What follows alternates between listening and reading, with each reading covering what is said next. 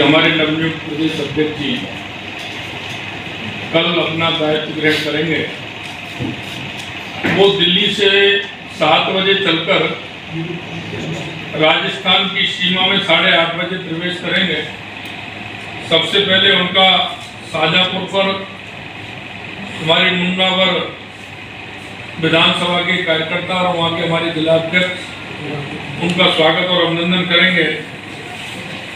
उसके बाद बहरोड में उनका स्वागत होगा, कोटपुतली में उनका स्वागत होगा, विराटनगर वाले कार्यकर्ता पावटा में उनका स्वागत करेंगे, शाहपुरा विधानसभा के कार्यकर्ता शाहपुरा में उनका स्वागत करेंगे, आमेर कुंडापुर, चौमू, आमेर और जम्मा रामगढ़ के कार्यकर्ताओं का स्वागत करेंगे। उसके बाद शहर में कई स्थानों पर लगातार स्वागत होते हुए वो कार्यालय लगभग 12:30 बजे तक पहुंचेंगे। यहाँ कार्यालय में प्रवेश के समय हमारे पूजा अर्चना होगी, पंडित जी के द्वारा, स्वास्थ्य मंत्री के द्वारा पुष्पांजलि भी होगी। पूजा अर्चना के बाद वो जो हमारे संत समाज के कुछ हमारे पूजनीय संत आएंगे, उनका आशीर्वाद बोलेंगे, मुख्य मंच पर आएंगे। वहाँ हमारे प्रदेश के, जैसा कि माननीय राजनीतिक वैसा ने बताया, हमारे सभी प्रमुख केंद्रीय मंत्री, हमारे सभी सांसद, विधायक, हमारे कार्यकर्ता, नीचे तक के कार्यकर्ता जो हमारे कार्यकर्ता होंगे, उनके सामने वो सभी उनका स्वागत भी करेंगे। और राजस्थान भर से आए हुए कार्यकर्ताओं का स्वागत का कार्यक्रम भी है। इस तरह से ये कार्यक्रम हमारा लगभग 3 बजे तक ये हमारा कार्यक्रम चलने वाला है। उसमें हमारे सभी मोर्चों के पदाधिकारी होंगे, हमारे प्रदेश के पदाधिकारी होंगे। जैसा कि बताया कि हमारे जिला अध्यक्ष, जिले के प्रभारी, सभी कार्यकर्ता यहाँ राजस्थान भर से आएंगे और इस कार्यक्रम में सम्मिलित होंगे। मैं आपके माध्यम से ये भी निवेदन करना चाहता हूँ कि जिस तरह से भारतीय जनता पार्टी में दायित्व परिवर्तन होता है, लेकिन कार्य वही होता है। माननीय, जैसा कि राठौर साहब ने बताया, माननीय सतीश जी पूनिया जी ने बहुत अच्छा काम किया। अभी माननीय सीपी जोशी जी आए हैं, वो कल कार्य ग्रहण करके यहाँ कार्यकर्ताओं के बीच में रहेंगे। आने वाले कार्यकर्ताओं से उनका स्वागत और अभिनंदन किया जाएगा। उसके बाद मोती डूंगरी गणेश मंदिर के दर्शन करेंगे, गोविंद देव जी के दर्शन करेंगे और रात्रि विश्राम को जयपुर में करेंगे।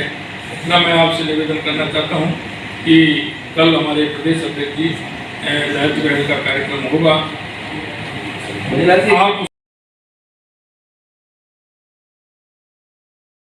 भारतीय जनता पार्टी की कार्य संस्कृति है। हम एक रीति नीति दर्शन से जुड़े हुए लोग हैं। आपने देखा होगा कांग्रेस पार्टी जिन्होंने त्याग पत्र दिया था 92 विधायकों ने, उस पर निर्णय नहीं कर पाई और उसके बाद भी आज भी अंतर्द्वंद जारी है। हमारे यहाँ कितना बड़ा परिवर्तन हो गया। एक अध्यक्ष की जगह पर दूसरे अध्यक्ष कार्यभार संभाल रहे हैं, बिना खड़क बिना तार। तो हमारे यहाँ पदों का महत्व नहीं, हमारे यहाँ महत्व कार्यकर्ता के रूप में काम करने का। राजेंद्र जी, ये जो बिल है, स्थान प्रवेश के साथ जो स्वागत प्रारंभ होगा और जो भारतीय जनता पार्टी कार्यालय तक होगा, उसके बारे में मोटे तौर पर भजन लाल जी आपको बताएंगे। और मैंने मोटी मोटी बातें आपके सामने रखी है। कोई आपका सवाल हो तो आप मेरे से पूछे, उसके बाद भजन लाल जी पूरे पूछते बताएं। उनका रजिस्ट्रेशन क्लिनिकल एस्टेब्लिशमेंट एक्ट में होना चाहिए, 2010 का एक्ट है। आज तक मैं भी चिकित्सा मंत्री के रूप में उसमें रजिस्ट्रेशन नहीं कर पाया, राजस्थान की सरकार भी नहीं कर पाई और अब यकायक उनके ऊपर इतना नियंत्रण कर रही है। इन्हें हम धरती का भगवान कहते हैं। इनके 2 रूप को हमने देखा है। आज अगर ये चिकित्सक नहीं होते, कोरोना के अंदर जो राजस्थान के अंदर 13 चिकित्सक कालकल्पित हुए, उन्होंने सेवा करते करते वो गए। हम कुछ लोगों के लिए उसके साथ सारे चिकित्सक समुदाय को जोड़ दे, इसको मैं उचित नहीं मानता। आज अच्छा काम करने वाले भी है, कतिपय कुछ लोग सेवा की जगह व्यवसाय के काम में लगे, जो सरकार को उसके नियंत्रण में जो कार्रवाई करनी चाहिए थी, जो इन्होंने नियामक आयोग के माध्यम से फीस और टेस्ट और इन सबको नियंत्रण करने की बात की थी, उसको सरकार भूल गई और अब इस प्रकार का एक्ट ले आई। मैं समझता हूं जो मेडिकल हब बन रहा था राजस्थान, मेडिकल टूरिस्ट जो एक तरह से विदेशों के टूरिस्ट यहाँ आने प्रारंभ हो गए थे, यहाँ कई इस प्रकार के नामचीन चिकित्सक आ गए थे, यहाँ जटिल से जटिल ऑपरेशन होने प्रारंभ हो गए थे। उन सबको स्टेक होल्डर को अगर विश्वास में नहीं लेंगे तो इस प्रकार का वातावरण, और कम से कम जब प्रतिदिन राजस्थान में 22,000 आईसीयू के बेड्स हैं, जिन पर अनुपातिक रूप से 16,000 से लेकर 22,000 तक मरीज भर्ती रहते हैं, आज उनका जीवन संकट में है। इसलिए सरकार से हम प्रार्थना कर रहे हैं कि वो वार्ता प्रारंभ करें।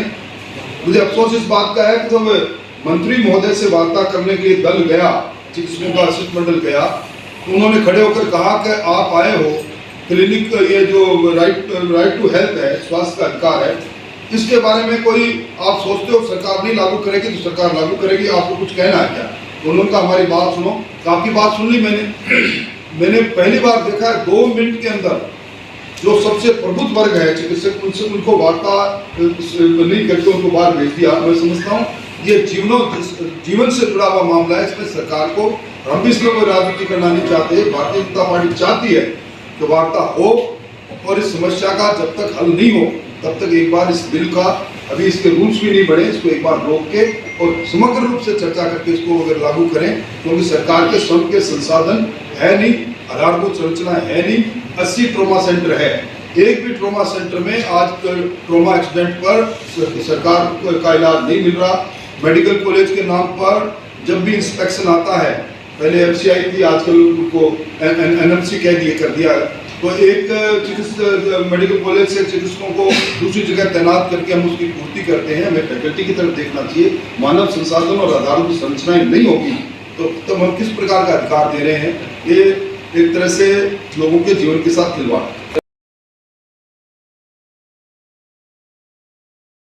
हमने इनको कहा कि जब मेडिकल कॉलेजों में शिशु को उठाकर स्वान ले जाए, जब मेडिकल कॉलेज जोधपुर में ब्लड बैंक का खून कुत्ता पी जाए, जब हमारी कोटा में आईसीयू में भर्ती हमारी महिला की आंखें चूहा कुतर दे, जब प्रसव लेबर रूम के बाहर सड़क पर हो जाए, और जब एम्बुलेंस जो आज है जिनके बारे में रेफरेंस करने की बात करें और चिकित्सकों कह रहे हैं कि एम्बुलेंस उनको दूसरी जगह पर ले जाएगी इमरजेंसी के बाद में, जब उनको धक्का देते देते बंद होने पर आदमी कालकल्पित हो जाए, इस प्रकार की व्यवस्थाएं जब तक है तब तक राइट किस प्रकार का राइट देना चाहते हैं? सिर्फ चुनावी साल में झुंझुना पकड़ा के और जनता को भ्रमित करना चाहते हैं। इसलिए समय रहते हुए, क्योंकि आज जब किसी का कालकल्पित होता है तो उसके मन में पीड़ा होती है, जन भावना, मैंने चिकित्सकों को भी कहा है, अपील की है, तो आप भी जो गंभीर मरीज है उनको अपने आंदोलन का रूप इस प्रकार रखें कि कोई जान नहीं चली जाए। आप निजी कुछ चिकित्सालय चिन्हित करें जिनके अंदर गंभीर रोगियों की चिकित्सा हो सके, इस प्रकार का करें, वरना आज उनकी इस हड़ताल की वजह से जाने जाती है, उचित नहीं। उन्होंने अडानी जी को जितनी भूमियां दी है राजस्थान में अलग अलग प्रोजेक्ट में, मैंने विधानसभा में भी मामला उठाया था, और अभी 75,000 बीघा जमीन और देने के लिए एमओयू किया है।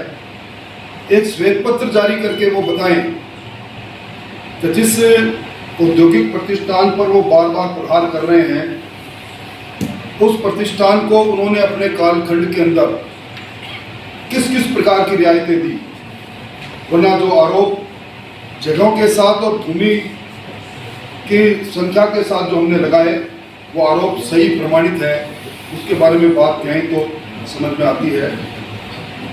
आज राजस्थान के अंदर चिकित्सकों की हड़ताल के कारण से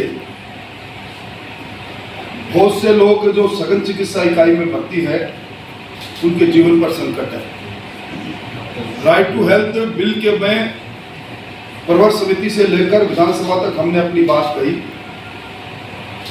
हम भारतीय जनता पार्टी सरकार से मांग कर रही है, मुख्यमंत्री जी से आग्रह कर रही है कि वो चिकित्सकों से वार्ता करे, क्योंकि अब ये चिकित्सकों का आंदोलन राष्ट्रव्यापी हो रहा है। उनकी प्रायोगिक जो समस्याएं आज सामने हैं उनके बारे में देखें। चिरंजीवी योजना पिछले एक सप्ताह से ठप पड़ी है, क्योंकि इसके अंदर 60% क्लेम अब तक जो योजना के वो निजी चिकित्सालयों के हैं। आज आम आदमी परेशान सिर्फ सरकार की हठधर्मिता के कारण से हैं। चाहते हैं कि सरकार वार्ता करे, विज्ञापन से नहीं। जो मुख्य सचिव की अध्यक्षता में जो कमेटी बनी थी, जो चिकित्सकों से बात कर रही थी, जो सहमति जिन पर हुई थी, उसके इतर जो प्रावधान किए गए हैं इस बिल के अंदर, और इस बिल को एक बार रोककर दोबारा नए सिरे से इसको जनमत जानने के लिए प्रचारित करें, ताकि जनता का रुख भी, जनता की राय भी आ जाए, चिकित्सकों की राय भी आ जाए। उसके बाद इस पर सरकार को चर्चा करनी चाहिए। वरना सरकार हठधर्मिता से अधिकार देने के नाम पर लोगों के जीवन के साथ जो खिलवाड़ हो रहा है, ऐसा दुर्दिन आज तक राजस्थान में नहीं हुआ।